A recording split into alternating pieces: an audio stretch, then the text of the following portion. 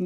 4,000 pension మేమే ఇస్తాం కదా, ఇంకా కాంగ్రెస్ వచ్చి ఇవ్వడం ఏంది, మేమే ఉన్నాం మేమే పెంచుతామని బీఆర్ఎస్ మరి అంటారు. ఇప్పటిదాకా ఏం మాయరోగం వచ్చిందండి? ఇంకా ఎన్నికలు ఉన్నాయి కదా, పెంచుతాము.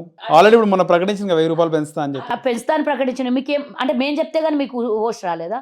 మేము చెప్తే గానీ ప్రజలకు అవసరాలు వాళ్ళు గెలవాలా, ఆ తర్వాత ఇవ్వాలా, మేము అంటే ఆల్రెడీ అధికారం. గెలుపు ముఖ్యం గానీ ప్రజలు ముఖ్యం కాదా? చెప్పండి నాకు. మేము 3,000 అధికారంలోకి వస్తే నిరుద్యోగులకు నిరుద్యోగ భృతి ఇస్తామన్నాడు. ఆ దరిద్రుడు ఏం చేశాడు? 3,016 పెట్టి ఏదో మనం పెళ్ళికి పోతే కట్నం రాయిస్తాం చూడు, అట్లా 3,016 పెట్టిండు. మేము 2,000 ఇస్తాము అన్నాము ఆసరా పెన్షన్, 2,016 పెట్టిండు. మేము చేసిన దానికే రూపాయి 2 యాడ్ చేసి పెడతాడు కానీ సొంత ఆలోచనలు ఏమున్నాయి? 70,000 పుస్తకాలు చదువుకున్నా అంటాడు. నీకు అసలు ప్రజల అవసరాలు ప్రజల కష్టాలు నీకు తెలుస్తాయి కదా. ప్రేమ అభిమానము ఉంటే ప్రజల కష్ట సుఖాలు తెలుస్తాయి. ఎంతసేపు నేను అధికారంలో ఉండాలి, నేను దోచుకోవాలన్న ఆలోచన వాళ్ళకు ప్రజల కష్ట సుఖాలు ఎందుకు తెలుస్తాయి? మేము 4,000 పెడతా అన్నప్పుడు నువ్వు ఇప్పుడు 5 ఏళ్ళు అయింది, ఫస్ట్ సారి వదిలేసాం, రెండోసారి 4 ఏళ్ళు వెళ్ళి 4.5 సంవత్సరాలు అవుతుంది కదా అధికారంలో, ఎందుకు ఓట్స్ రాలేదా? నువ్వు హ్యాండిక్యాప్డ్లకి ఇవ్వాలి, ఎయిడ్స్ వ్యాధి సోకిన వాళ్ళకి ఇవ్వాలి, ఇంకా చాలా రకరకాలుగా కాంగ్రెస్ పార్టీ ఇప్పుడు 7-8 రకాల అంటే సీనియర్ సిటిజన్స్కు ఇట్లా అన్ని రకాల వాళ్ళకి 4,000 మేము ఇస్తాము అన్నాం. ఇదంతా నీకెందుకు ఓట్స్ రాలేదు? అంటే మేము ఫిజికల్లీ హ్యాండిక్యాప్డ్ అన్ని కలిపి దాదాపు 8 కేటగిరీలు ఉన్నాయి. అదే 8 కేటగిరీలకు మేము ఇస్తామన్నాం. అంటే మేము చెప్తే గానీ తెలంగాణలో ఏం సమస్యలున్నాయి, ఎవరికి ప్రభుత్వం అందుబాటులో ఉండాలో నీకు తెలీదా? నువ్వు ఒక ముఖ్యమంత్రివి, ఫామ్ హౌస్లోనే చస్తావు, 24 గంటలు పుస్తకాలు చదువుతా అంటావు. మరి ఏం చేస్తున్నావు? ప్రజల మధ్యలోకి రావు, ప్రజల కష్ట సుఖాలు నీకు పట్టవు. నీకు ఎందుకు తెలుస్తాయి? కేవలం 10,000 ఓటు కోసం 10,000 ఇచ్చి బల్క్గా నేను ఇన్ని వేల కోట్ల రూపాయల అకౌంట్లలో వేసినాను కదా, ఒకటి తెలుస్తుందా? పోనీ రైతులకు ఏ రకంగా ఆదుకున్నావు? నువ్వు వేస్తున్న 10,000 ఈరోజు వడ్డీలు కట్టలేక చచ్చిపోతున్నారు కదా, అవి అక్కడనే ఆపుకుంటారు బ్యాంకులు. పోతే పైసలు సగం కూడా ఇస్తలేరు వాళ్ళకి పడ్డ రుణాలు. కాంగ్రెస్ పార్టీ విషయానికి వస్తే రాష్ట్రంలో అంతో ఇంతో ఒక బజ్ అయితే క్రియేట్ అయింది కాంగ్రెస్ పార్టీ. ఎస్, అంతో ఇంతో కాదు, మొత్తం రేంజ్లో క్రియేట్ అయింది. ఇప్పుడు మేము మొత్తం కాంగ్రెస్ పార్టీ గెలవబోతుంది లేదా కాంగ్రెస్ పార్టీ ఊపిందని చెప్పలేం కదా. సో కాంగ్రెస్ పార్టీ ముఖ్యంగా అంటే ఆ స్థాయిలో రావడానికి అంటే కొన్ని నెలల కిందట ఇప్పటికి చేంజ్, అది భారత్ జోడో యాత్ర కారణం అంటారా, లేకపోతే కర్ణాటకలో కాంగ్రెస్ గెలవడం అంటారా, లేక రాష్ట్రంలో బీజేపీ ఫెయిల్యూర్ అంటారా?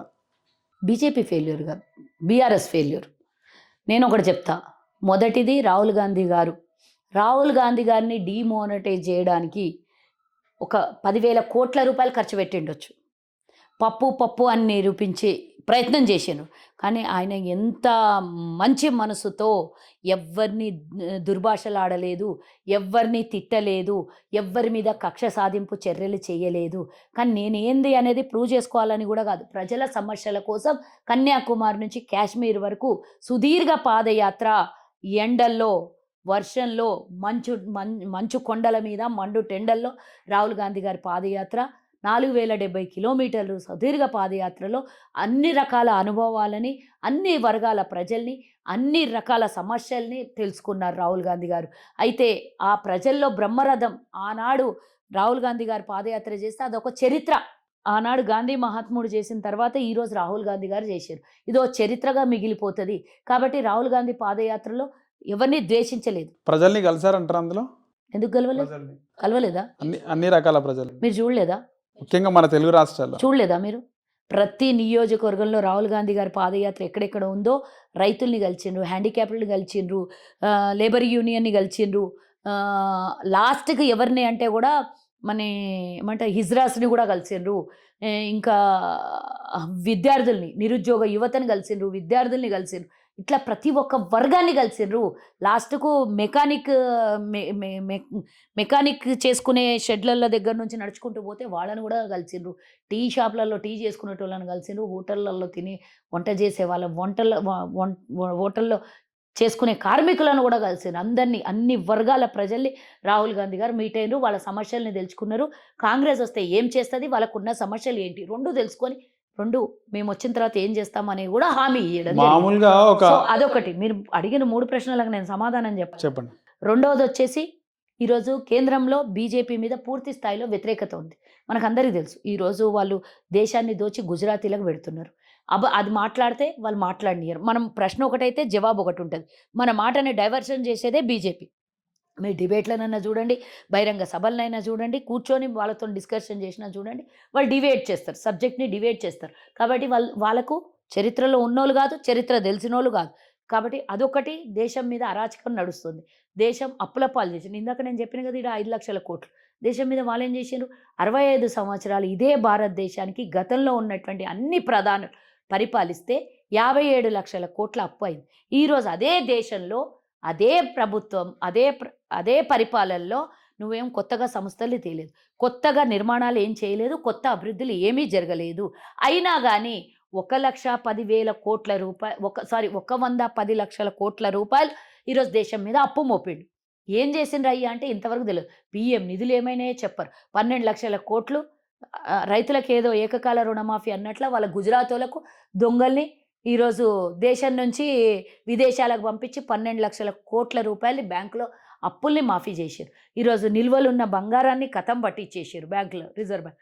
ఇట్లా ఏది ఈరోజు ఆర్థిక సంస్థ అంటే మన దేశ ఆర్థిక సంస్థలన్నిటినీ పబ్లిక్ సెక్టార్స్ అన్నిటినీ అమ్మేశారు. ఎల్ఐసి కానీ, రైల్ కానీ, రోడ్ కానీ, టెలిఫోన్ కానీ, బీపీఎల్ కానీ, ఈరోజు ఇట్లా చెప్పుకుంటూ పోతే బిఎస్ఎన్ఎల్ కానీ ప్రతి ఒక్కటి. ఎల్ఐసి దరిద్రం ఈరోజు ప్రపంచంలోనే అత్యధికంగా లాభాలనిచ్చే ప్రభుత్వ సంస్థ ఏదైనా ఉందంటే అదొకటి ఎల్ఐసి. కాంగ్రెస్ హయాంలో 5 కోట్లతో మొదలుపెట్టినటువంటి ఎల్ఐసి ఈరోజు లక్షలాది మందికి ఇన్సూరెన్స్ పనికొస్తుంది. లక్షలాది మంది ఉద్యోగులు పనిచేస్తున్నారు. దాన్ని కూడా అమ్ముకొని ప్రైవేటైజేషన్ చేసిన ఈ దుర్మార్గం ప్రభుత్వాన్ని ఈరోజు ప్రజలు గుర్తిస్తారు. ఫస్ట్ టర్మ్ వాళ్ళు ఇట్లనే మోసం చేశారు. రెండోసారి మోదీ ఆయతో సబ్ కుచ్ హై, దేశ్కి నేత, ఇంకోటి ఏమో చెప్పారు కదమ్మా వాళ్ళు, దేశం కోసం ధర్మం కోసం.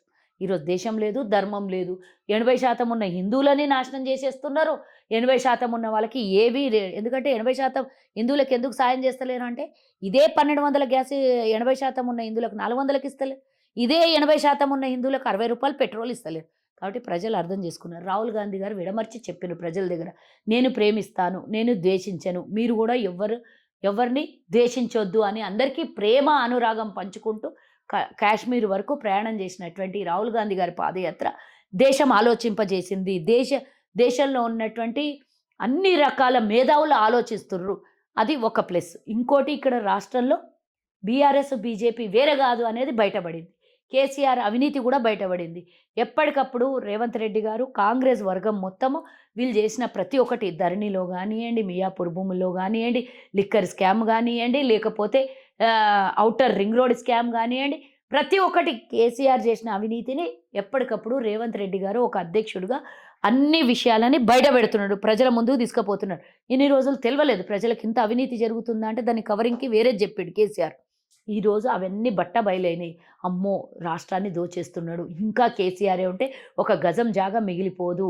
ధరణి పోర్టల్ నుంచి 30 లక్షల కంప్లైంట్లు ఇప్పటివరకు వచ్చినాయి. ధరణిలో వేల ఎకరాలు మొత్తం వాళ్ళ బినామీలకు మార్చేస్తున్నారు అనేది ప్రజల్లో పూర్తిగా నాటుకొని పోయింది. ఈరోజు మేము చెప్పినటువంటి విషయాలు అంటే మేము ఓపెన్గా రియాలిటీనే చెప్పినాం. ఇప్పుడు ఇంకా పవర్ పాయింట్ ప్రజెంటేషన్ కూడా ఇవ్వబోతున్నాం ధరణిలో. కాబట్టి ఇవన్నీ ప్రజలకు అర్థమైంది.